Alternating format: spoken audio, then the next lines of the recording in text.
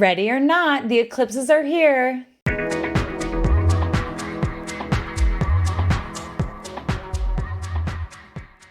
Eclipse season is officially upon us. The energy has been building since our last full moon in Libra, and we've been feeling it. We've been feeling it build. We know something is stirring up. We know change is coming. We know eclipse season makes the world go a little nuts because eclipses are like the hands of fate. It's when we have a new or full moon right along near the lunar nodes.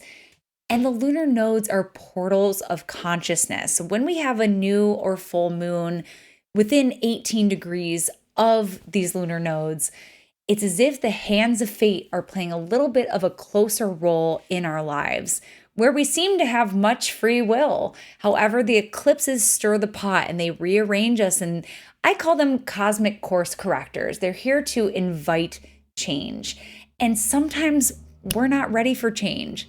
And sometimes change is shocking, and sometimes it doesn't seem like it's good. Sometimes it's very disruptive, and that's why to the ancients, eclipses have always been considered malefic because they disrupt the natural flow of light, and therefore they disrupt the natural flow of life on Earth. Lots of changes take place. I always say life is going to look a lot different after eclipse season, not necessarily for you, but around you. People come and go from their jobs, people pursue new opportunities.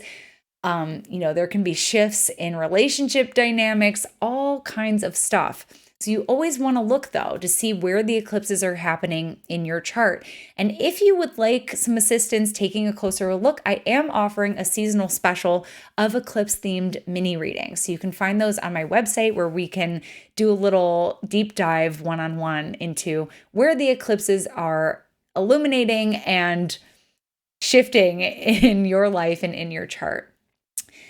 So this is going to be our first eclipse of the season, but it is our second eclipse in Taurus along this 18-month mini series where we have the eclipses along the Taurus-Scorpio polarity. So we had one last November at 27 degrees of Taurus, and now this one is happening at 10 degrees Taurus. Out of all the eclipse charts I've looked at for this mini series, this one looks the most benign, although you never know. Eclipses are full of surprises. However, this chart looks the most benign out of all of them, although we'll see. This one is happening at 10 degrees Taurus. So if you have planets between 8 and 12 degrees of the fixed sign, this eclipse is going to be directly activating your chart. We want to use tight orbs on eclipses. This eclipse is happening, like I said, in Taurus. This is like a new moon solar eclipse. And so this is going to produce seismic wake-ups in our Taurus sector of our chart, where also Uranus is transiting. So there's something that is coming to light in a different way. Something is being stirred or shaken up in this part of our life. However, this eclipse happens to be ruled by Venus in Pisces, who is at her exact exalted degree. If you remember, this is also the same day that Venus conjoins Jupiter. So Venus is bona fide by Jupiter, and they are both delighting at this max degree of exaltation. So could it be too much of a good thing? Taurus has a lot to do with resources and money. And with Jupiter and Venus in Pisces, there's something really indulgent about that. And so it makes me think about inflation. It really makes me think about that. And thinking about eclipses as cosmic course correctors. I'm wondering if there will be, we hear that word in economics a lot, like corrections. I'm wondering if we'll see something kind of come out of that. But on a personal level, this is a solar eclipse, so it's meant to rearrange something. They're usually event oriented. So they're look to see where you have Taurus in your chart, and that should give you some insights of what to look for. I always like to look for the clues. I always like to pay attention to, okay, so that's going to be happening in my 11th house. what are sort of the red and white flags that are coming up around friendship or community or belonging. And you might do the same thing in your life. Like look at where Taurus is in your chart and think about it. Because when those themes arise and you get that feeling in your gut or in your heart, like, this is my eclipse message, or maybe it's something that happens outside of your control and you are like, okay, well, that's what the eclipse message is. So some advice for eclipses. This really isn't the best time for magic or manifestation because, like I said, the hands of fate are coming in to rearrange and kind of say, that storyline is done. You've grown as much as you could over here. We have something different for you over here. Sometimes it's better, sometimes it's not. That's the other thing I wanted to say is that not all eclipses bring tragedy or hardship into our lives, as some of the ancient texts would say. Sometimes eclipses bring blessings and opportunities into our life.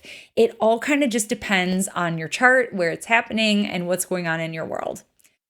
But like I said, it is ruled by Venus conjunct Jupiter. So it might have something to do with how we slow down and enjoy and find pleasure in our life.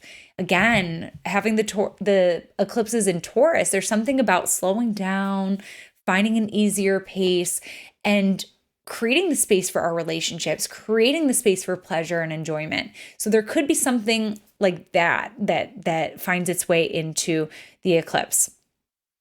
So that's a little bit about the eclipses. I don't want to go too deeply into this because they're a big question mark. We don't know ultimately what's going to come out of it.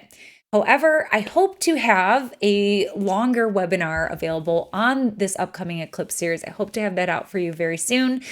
And join me for that, and we will do a deep dive into this whole Taurus-Scorpio polarity and look at all the charts in this series together. So I hope to see you there. And for right now, this is your astrology shot of the day with the eclipses. And be sure to take it easy. Build some extra space into your schedule.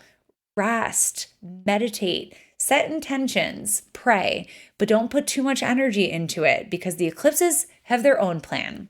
All right, folks, talk to you later. Bye. Thanks so much for tuning in with me today. Book your next astrology reading with me by visiting my website, where you can also sign up for my newsletter and stay up to date on courses, events, and new articles. Bye.